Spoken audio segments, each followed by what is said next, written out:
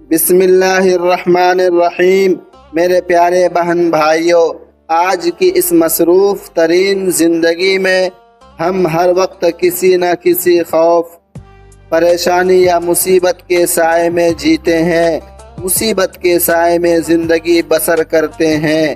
کبھی ہمیں اپنی جان کا خوف ہوتا ہے، کبھی مال کا، اور کبھی اچانک آنے والی کسی بڑی آفت کا، کسی بڑی مصیبت کا۔ ہم سب چاہتے ہیں کہ کوئی ایسا حصار مل جائے، کوئی ایسی ڈھال مل جائے، کوئی ایسی سایہ مل جائے جو ہمیں اور ہمارے گھر والوں کو ہر ناگہانی آفت اور اچانک آنے والی موت سے محفوظ رکھے۔ پیارے نبی حضرت محمد صلی اللہ علیہ وسلم کا ایک ایسا فرمان ہے جو ہمارے دلوں کو اطمینان بخشتا ہے۔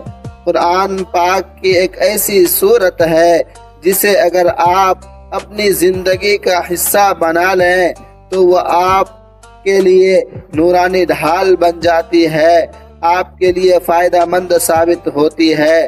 میرے محترم بھائیوں، آج کل ہم دیکھتے ہیں کہ انسان اچھا بھلا بیٹھا ہوتا ہے اور اچانک کوئی حادثہ یا بیماری اسے ہم سے چھین لیتی ہے۔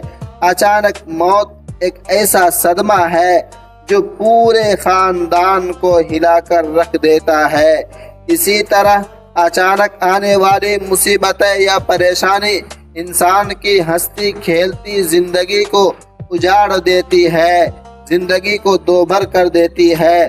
لیکن اللہ رب العزت نے ہمیں اپنے کلام پاک میں ہر بیماری کی شفا اور ہر مصیبت کا حل رکھا ہے۔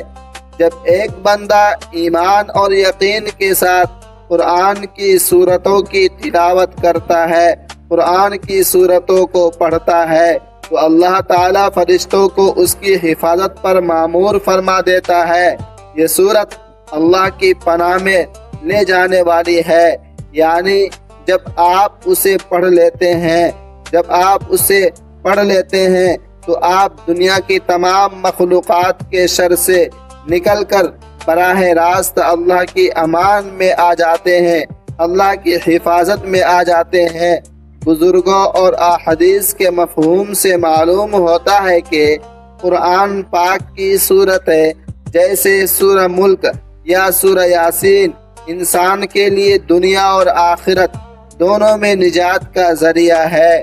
یہ صورت حفاظت کا حصار ہے، یعنی آپ کے ارد گرد ایک ایسی غیبی دیوار کھڑی ہو جاتی ہے جسے کوئی جادو، کوئی حسد اور کوئی بلا عبور نہیں کر سکتی، اور کوئی بلا عبور نہیں کر سکتی، پار نہیں کر سکتی۔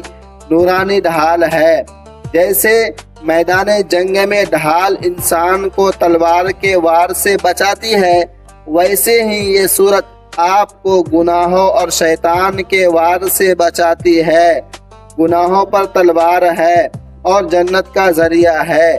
یہ انسان کے دل سے گناہوں کی رغبت کو ختم کر دیتی ہے، دور کر دیتی ہے، اور پڑھنے والے کے لیے جنت کا راستہ ہموار کرتی ہے۔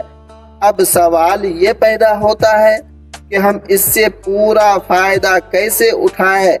میرے پیارے بھائیوں اور بہنوں، صرف ایک بار پڑھ لینا کافی نہیں، بلکہ اسے اپنا روز کا معمول بنائے۔ ناظرین محترم و سامعین کرام، نمبر 1، صبح کے وقت فجر کی نماز کے بعد اس سورت کی تلاوت کرے تاکہ پورا دن اللہ تبارک و تعالی کی امان میں گزرے۔ نمبر 2، رات کے وقت سونے سے پہلے اس سورت کو پڑھنے کی عادت ڈالیں تاکہ رات کی تاریکی میں آنے والی آفتوں، مصیبتوں، پریشانیوں اور برے خوابوں سے حفاظت ہو۔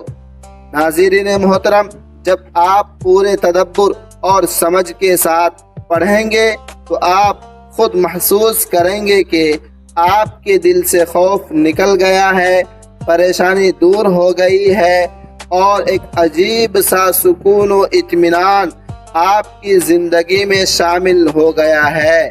ناظرین محترم و سامعین کرام اور میرے محترم پیارے بہنوں اور بھائیوں، اللہ تعالیٰ سے دعا ہے کہ وہ ہمیں قرآن پاک کو کثرت سے پڑھنے، اسے سمجھنے اور اس پر عمل کرنے کی توفیق عطا فرمائے۔ اللہ پاک ہمیں اور ہمارے اہل و عیال کو اچانک کی موت، ناگہانی مصیبتوں اور ہر قسم کی بیماری و پریشانی سے محفوظ رکھے۔